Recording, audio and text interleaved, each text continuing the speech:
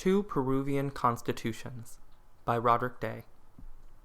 Whenever there is a political incident in Latin America, instead of informing and clarifying, many experts set out to insist over and over that the situation is too complex to be understood in terms of archaic left-right dichotomies. Fox News asserts that any achievements of Chavismo are owed to the fact that the, quote, private sector still dominates Venezuelan economy, unquote. Joanna Hausmann, daughter of one of the powerful economists behind the coup, appears in the pages of the New York Times insisting that the progressive left should be lining up behind Guaido, and Guaido asked on Twitter, quote, would those who believed in Chavez approve of Maduro? Would his daughter Maria Gabriela approve? Unquote.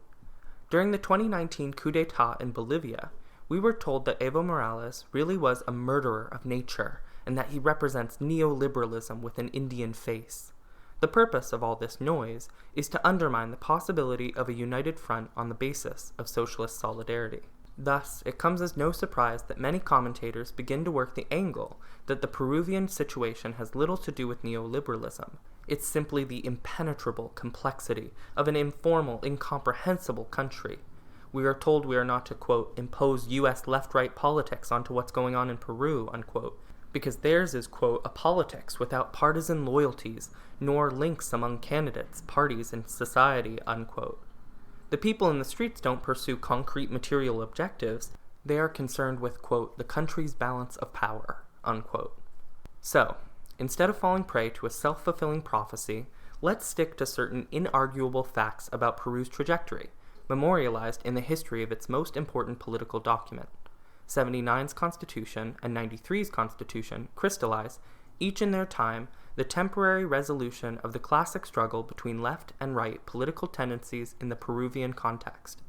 Several articles received direct replacements, and observing them side by side yields revealing insights. 1979 Constitution 113. The state exercises business activity with the goal of promoting the national economy, offering public services, and reaching developmental objectives. 114. On behalf of public interest or national security, the law can reserve certain productive or service areas of the economy for the state. For the same reasons, the state can establish reserves of said activities in favor of Peruvians. 116. The state promotes and protects the free development of cooperatives and the autonomy of cooperative enterprises. Likewise, it stimulates and protects self-managed businesses, communes, and other associative forms. 1993 Constitution 59.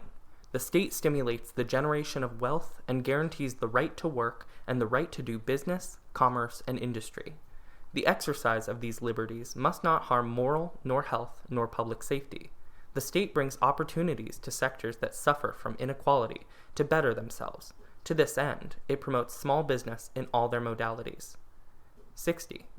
The state recognizes economic pluralism. The national economy is based on the coexistence of various forms of property and enterprise. Only as authorized by explicit law, the state can subsidize business activity, directly or indirectly, due to high public interest or manifest national convenience. Business activity, public or private, receives the same legal treatment. El Comercio, the paper of record, presents the following summary in 2011. Quote, 79's permitted more state intervention, whereas 93's limits intervention. About 79's, I consider it is more oriented towards social and state matters, and did not establish restrictions for the state's development of business activity. 93's is more pro-private property. It says the state can participate in private enterprise, but via subsidy and when approved by the law. 93's is more favorable to investment because it speaks of a more developed market economy with some pro-social touch-ups, unquote. So what do we make of this? 1979's is a constitution in the European social democratic style. It can be read as a response to the causes that brought to power the left-wing military dictatorship of General Velasco. That is, the motivations behind land reform, gigantic haciendas in private hands, and near-feudal labor relations. It explicitly outlines a central role for the state, so it can intervene and correct such errors, potentially reserving entire tranches of the economy to this end. It promotes class collaborationism.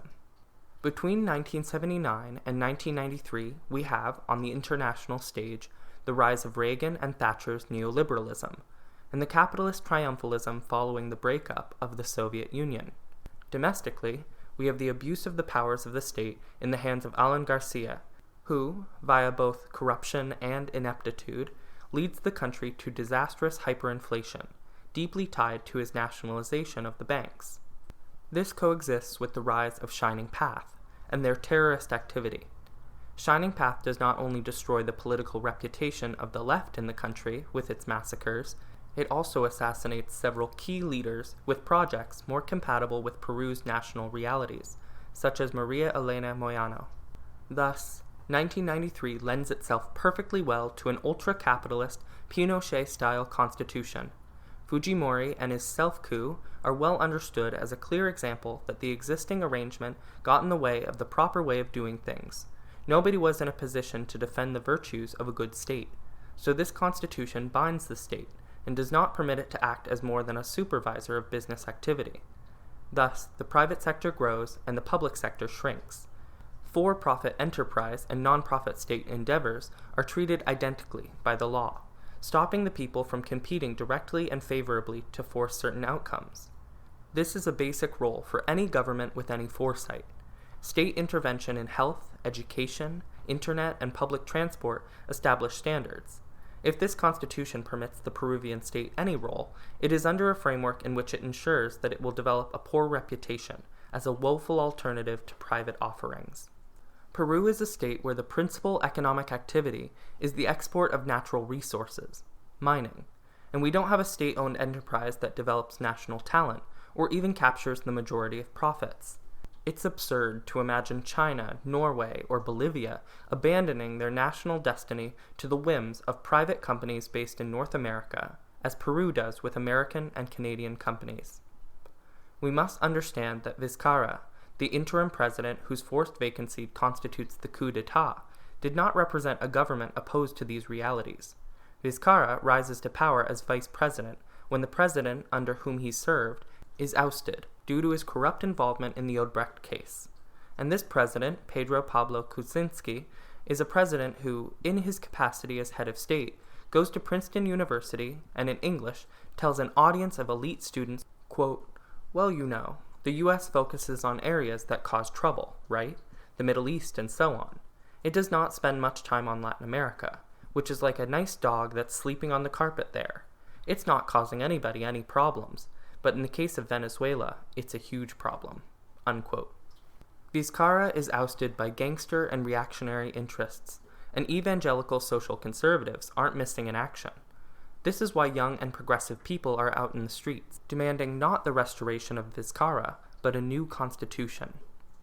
Anyone from China, even anyone from Europe, would find Peruvians sheepishly following the American model amusing. Many don't understand, or don't want to understand, that American wealth, woefully distributed, may I add, was accrued via their looting of our planet. This is a feat Peru will never manage, though some do benefit from the looting of Peru itself. Every Latin American should be looking for developmental models, analyzing how societies fractured by colonialism such as Vietnam got ahead peacefully, how to defend from lawfare and economic extortion via sanctions, to develop themselves paying serious attention to equity, thus avoiding the destructive results of social inequality that we witness in Peru. However, we only look to gringo nations for example, always underestimating how rotten they are on the inside, believing the myth of the American dream in spite of the fact that its followers are falling apart, while countries that rejected that ideology survived and begin to show off, especially during COVID-19. Perhaps someday,